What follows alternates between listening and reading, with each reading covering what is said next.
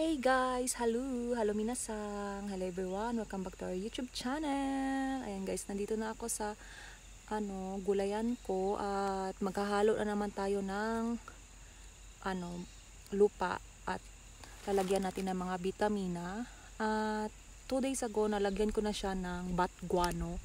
Ayan, bakit bat guano yung nilagay ko? Kasi mas maganda yung mineral na na-achieve niya para sa ating gulay. At ayaw ko yung ilagay yung mga tae ng manok at saka baka kasi grabe diba yun grabe siya, maganda siya mag-ferment ng lupa at makataba, pero ayaw ko kasi mas dadami yung mga insekto. Ayan, para sa akin, okay? Iba-iba tayo, ano?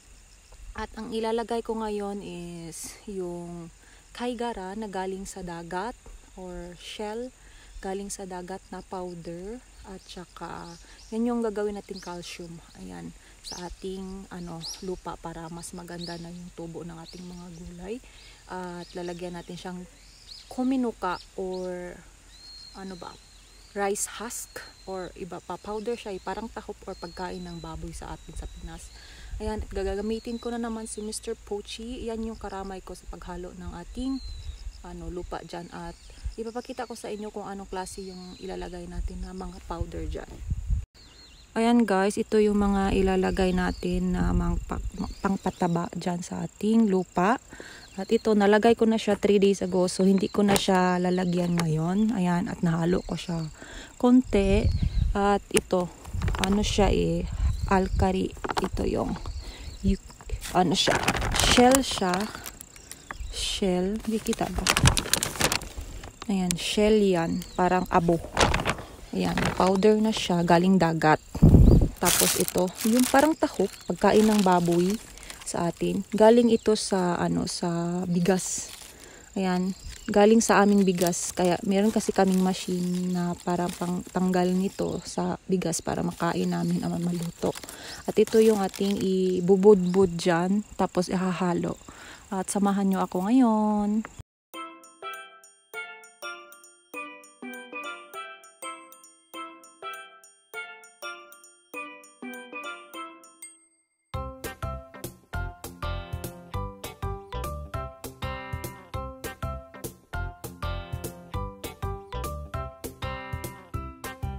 Guys, yan yung nahalo at saka sa hindi nahalo. Ang laki ng tulong nito, at kung wala ito, hindi ko to magagawa. Ayan, meron akong rason bakit yung mga natural na ginagamit ko, hindi yung merong mga chemical na pang-abono. Kasi, guys, mahina yung balat ko, madali lang mangate, at yung amoy. Ito kasi natural, ito galing sa bigas at walang mga chemical at saka yung shell, diba? Ipa-powder lang at saka yung bat guano. Ayan siya guys, yan yung dahilan ko, at kaya ito yung mga natural na biyaya ng Panginoon yung mga ginagamit ko. Ayan, at continue tayo hanggang matapos. Ayan guys, natapos ko na siya, at yung itatanim pala natin dito is garlic. Ayan, garlic, at saka yung itatabi ko sa garlic is onion. At malapit na yan, or hindi ko pa kukunin siguro yung mga sili. Kaya hindi ko alam kung mga dalawa siguro na garlic, tapos onion dalawa din. Ayan, white onion at saka white garlic yung ilalagay natin at itatanim natin. At itong vlog natin pala guys is pagbubungkal hanggang matapos tayo sa pagtatanim ng garlic, okay? And ipapakita ko sa inyo kung paano ko ipaisa-isa tanggalin yung garlic sa kanyang yung circle, diba yung garlic, ganon. Tapos i-separate ko siya from extra small to XXL. Ayan, at see you sa ating next video. Ayan, see you soon. Hello! Ayan, nagbabalik ako sa ating pagtatanim ng garlic, at ready na yung ating lupa na pagtatamnan ng garlic. At actually meron akong bagong pinabili sa banana ko na ayan, line siya para dire-diretso or hindi maganon yung ating marchi. Ayan. Lalagyan ko muna sila ng bundok, tapos kakabiran ko ng marchi para ready sa winter at hindi magkasakit yung ating garlic para meron tayong ma-harvest hopefully next year June. Ayan. Tapos tara mag-start na tayo at ita-timelapse ko na naman kayo and samahan nyo ako guys until matapos tayo. Tara!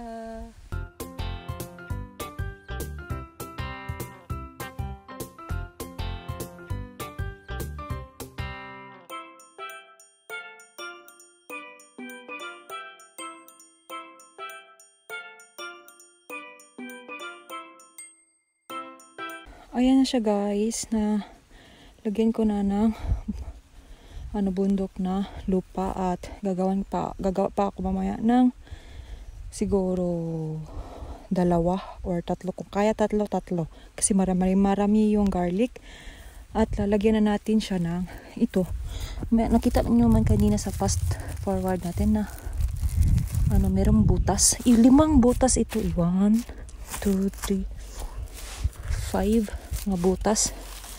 Tapos kung makaya siya, lalagyan natin dito ng gitna kasi yun yung ginawa ko last year yung sa natin sa pag-study ng pagtatanim ng garlic. Meron dito, meron sa gitna. We'll see kung kukulangin yung butas ng tagli-5 linya. Maglalagay ako dito kasi meron pa akong itatanim na ibang garlic na binigay ng aming kapitbahay na mas malaki siya pero hindi masyado maamoy na garlic pero malaki siya for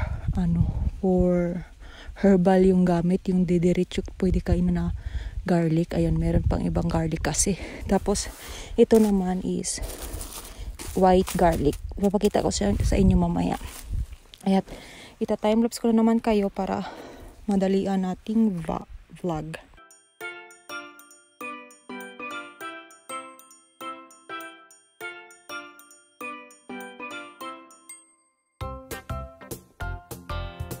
Ayan siya guys, natapos ko ng isang marchi at gagawa pa tayo ng 2 or 3. We'll see kung makakaya sa space and later magtatanim tayo ng garlic. Ayan guys, ito yung last na marchi natin na gagawin kasi hindi na siya magkasya dyan kasi meron pa tayong pepper. Hindi ko pa siya matanggal kasi namumunga pa siya. And 3 lang siguro yung ating malalagyan ng garlic at ita-timelapse ko kayo para makita yung process kung paano ko siya puputulin at lalagyan ng lupa sa gilid niya para hindi ililipa rin pag malakas yung hangin. Kasi yan yung barrier niya, yung lupa. Ayan, ayan. And ita-timelapse ko kayo.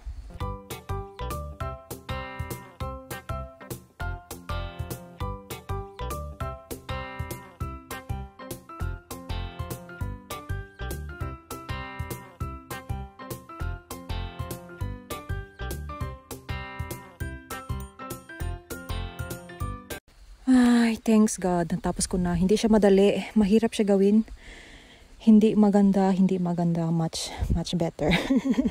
Hindi siya maganda pero much better. Kasi hindi siya madali kasi yung agwat niya mga 10 cm lang sa gilid-gilid. Tapos pero hindi ba siyang butas. Kailangan ko susundin yung butas kung saan kasi para mas marami tayong malalagay na garlic. Hindi siya madali pag merong butas yung marchi. Nagmamadali na ako kasi siguro 4:45 na siguro kasi lalabas na dyan yung wild bear and madali na tayo maglagay ng garlic. At saka pala ito yung garlic natin. Ayan siya guys, yung garlic, ayan, ganyan yung garlic, ganito siya kalaki at sineparate ko na siya sa large, medium, and mga small ata ito. Hindi, yung meron na flat. Kaya unahin natin ito. Yung big size na ningniku. Malaki siya White ningniku yung ilalagay ko guys. Kasi mas maganda siya at mas masarap. And magsimula na tayo kung paano ko siya ilalagay. Ipapakita ko din sa inyo. Ayan, while ipapakita ko sa inyo yung garlic, kung paano ko tinatanggal isa-isa, ganito. Ayan, may naririnig na akong fireworks kasi paggabi na. Ayan, malalaki siya. Paggabi na at lalabas na yung wild bear. Season na kasi kasi November na. Ayan, ang laki. At meron na siyang ugat dito. Maganda na yan. At ayan, malalaki siya ito lahat. At ganito yung small size. Pero we'll see if itatanim ko sila or hindi. Kung makakasya pa sila doon. Kasi marami na ito. At saka ito. And tara. Ayan, ito yung row na first na ating nagawa kanina. At siguro, 4 lang yung magkakasya dito or 3. Kasi pangit yung paglagay ko ng marchi. Ganito siya guys. Hindi ko tinatanggal totally yung skin lahat kasi mas maganda siya at nasa ilalim ng snow ito kasi sa winter eh. Ayan, ganito siya. Yung bulb niya is nasa taas dapat. Ganyan, padiretso siya Yan, pagdiretso. Tapos mas ilalagay ko pa yan sa baba para mas tatago. Siguro 4. Kung 4 yung makakasya, 4 kasi hindi siya dire-diretso eh. Kung 3. Ganyan siya guys. And ita-timelapse ko kayo para makita nyo.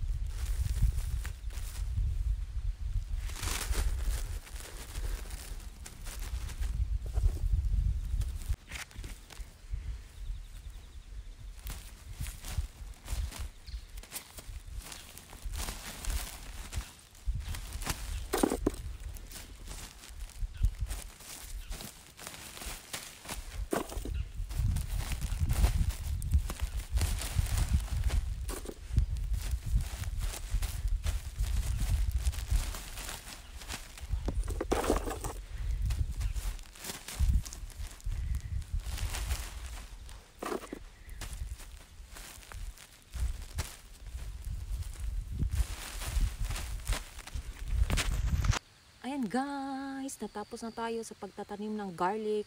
Mahaba-haba yung proseso. Naghihintay tayo ng 1 buwan mahigit. Kasi prepare ko pa yung soil na pagtataniman at hanggang ngayon pagka tanim natin. Ang haba-haba, 'di ba? 1 buwan at kalahati. At sa wakas natapos na din, and hopefully cross finger tayo for next year para meron tayong maaani sa June.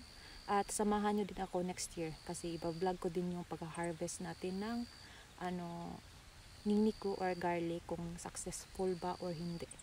Ayan, at doon pala is hindi ko nilagyan kasi sakto lang yung garlic dito sa dalawang machi, at lalagyan ko yan ng onion, white onion, yung malalaking white onion. Ayan. And sana meron kayong natutunan, at beware guys, I'm a beginner farmer, at kung meron man kayong napupuna na mali sa ginagawa ko, yung ginagamit kong farming style is Japan style, at hindi pa ako professional. Napasa liit pa ng kamay ko yung nalalaman ko about farming. Ayan. At mag-comment kayo down below kung meron pa kayong natutunan, and hopefully magkita-kita tayo sa next video and nagustuhan niyo yung vlog natin. Bye bye guys. Arigatou gozaimashita. Mata des. God bless you all.